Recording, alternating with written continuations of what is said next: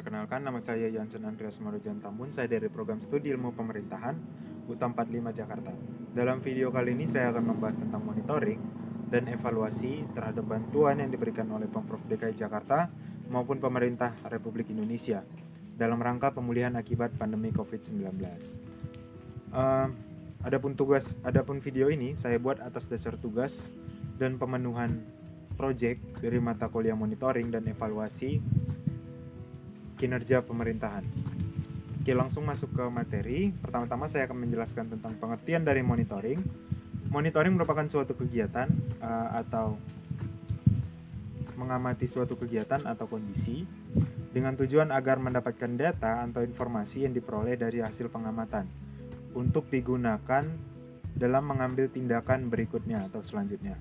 Sedangkan evaluasi merupakan kegiatan menilai hasil yang diperoleh selama kegiatan tersebut berlangsung.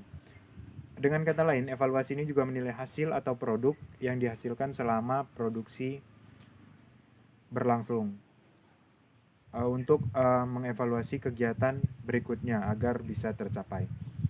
Oke, dimana seperti yang kita ketahui juga bahwa Provinsi DKI Jakarta merupakan salah satu daerah yang secara cepat dan tanggap memberikan bantuan kepada masyarakat yang terdampak pandemi COVID-19.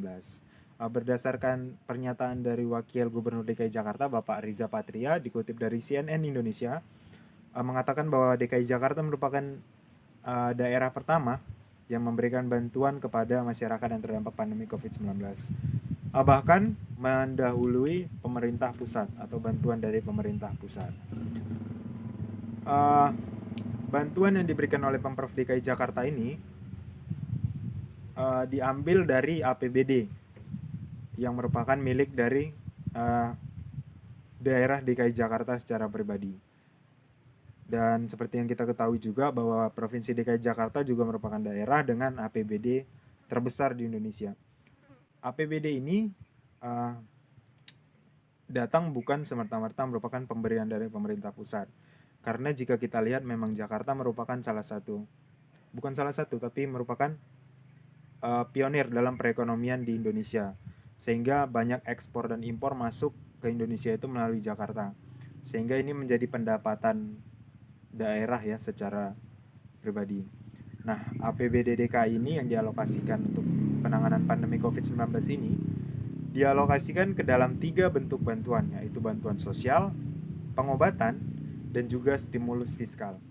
Nah, adapun bansos yang diterima masyarakat DKI berupa sembako yang berisikan ada 5 kilo beras, 2 liter minyak, 4 kaleng sarden, biskuit 1 kaleng, sabun mandi 1 buah, dan juga kecap berukuran kecil. Sedangkan dana untuk pengobatan yang dialokasikan Pemprov DKI Jakarta dari APBD itu sebesar 130 miliar, serta stimulus fiskal yang diberikan kepada UMKM. Namun untuk stimulus fiskal ini bisa dibilang lebih kepada kombinasi ya antara pemerintah daerah dan pemerintah pusat, utamanya dalam memberikannya kepada UMKM. Selain itu, untuk penyaluran bansos juga menuai banyak protes dan permasalahan ya yang disampaikan oleh pemerintah. Hal inilah yang mendorong pemerintah melakukan evaluasi maupun monitoring dari kegiatan yang telah dilaksanakan selama ini. Nah, dari hasil evaluasi tersebut maka didapatkanlah bahwa akan ada perubahan pemberian bantuan yang diberikan oleh Pemprov DKI Jakarta. Jika sebelumnya diberikan dalam bentuk bantuan sosial atau sembako dalam hal ini, yaitu ada barang-barang kebutuhan rumah tangga. Nah, nantinya mulai dari tahun 2021 ini akan diberikan secara tunai, yaitu sebesar 300.000. Nah, nantinya akan ditransfer melalui Bank DKI. Dengan kata lain, masyarakat harus membuat lebih dahulu rekening mereka di Bank DKI.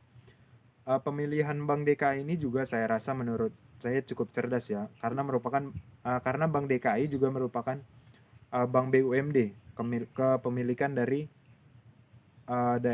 Pemprov DKI Jakarta. Dengan kata lain kan, ketika mereka menggunakan Bank DKI ikut serta dalam penanganan COVID-19 ini,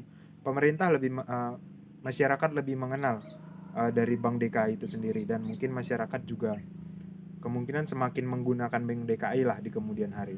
Hal ini tentu berbeda dengan pemerintah pusat yang memilih PT Pos Indonesia untuk sebagai sarana penyaluran bantuan tersebut.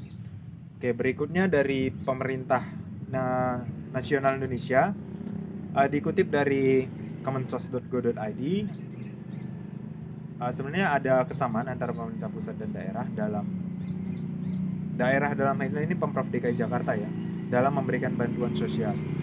Nah, untuk bantuan yang diberikan oleh pemerintah nasional Republik Indonesia ini diambil dari APBN, yaitu sebesar 12 triliun rupiah dengan mencakup sasaran yaitu 10 juta keluarga. Dengan besaran bantuan itu mengalami peningkatan dari 200.000 menjadi 300.000 dan akan disalurkan selama 4 bulan ke depan, yang dimulai dari bulan Januari 2021 sampai dengan bulan April 2021. Nah, adapun bantuan yang diberikan pemerintah pusat yaitu berupa program Keluarga Harapan atau yang kita lebih kenal dengan PKH.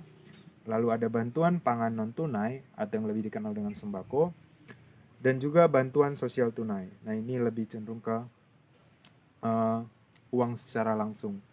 Nah, pemberian bantuan ini juga telah diserahkan secara simbolis oleh Presiden Republik Indonesia Bapak Presiden Joko Widodo secara virtual kepada 34 kepala daerah di Indonesia.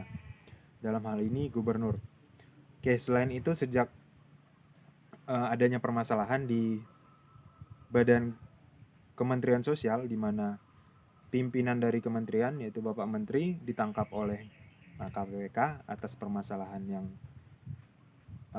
sudah ramai dibicarakan, di mana saat ini Kemensos juga memiliki menteri baru yaitu Ibu Risma, mantan Wali Kota Surabaya, di mana sejak Ibu Risma menangani Kemensos ada perubahan regulasi yang dilakukan, di mana mengubah bantuan sembako menjadi bantuan tunai. Ini dengan kata lain ada kesamaan dengan Provinsi DKI Jakarta, di mana ada ketidakefektifan dengan penyaluran bantuan sembako ini, di mana seperti yang kita ketahui kebutuhan masyarakat bukan hanya sekedar untuk makan dan sebagainya. Masih banyak kebutuhan lain yang perlu ditutupi oleh masyarakat. Oleh karena itu pemberian bantuan tunai ini saya rasa cukup efektif dan benar untuk dilakukannya. Nah, nantinya dana sebesar 300.000 ini akan disalurkan melalui rekening-rekening yang bekerja sama dengan Bank Himbara atau Himpunan Bank Rakyat. Dalam hal ini yang termaksud dalam Himbara adalah Bank BRI, Bank BNI, Bank Mandiri, dan juga Bank BTN. Sedangkan bagi mereka yang tidak memiliki rekening akan disalurkan secara langsung diantarkan ke rumah melalui PT Pos Indonesia. Selain bantuan-bantuan tersebut masih banyak stimulus lain yang diberikan oleh pemerintah, dalam hal ini pusat, guna memulihkan dampak akibat pandemi COVID-19. Yang utamanya itu berkaitan dengan perekonomian masyarakat maupun negara. Baik ekonomi besar maupun UMKM semua mendapat bantuan. Begitu juga yang berurusan dengan perkreditan dan perbankan juga mendapatkan kemudahan. Mungkin begitu saja yang ingin saya sampaikan dalam video kali ini. Tentu kita berharap semoga pandemi ini cepat berakhir dan kita bisa beraktivitas kembali seperti semula. Oke, terima kasih.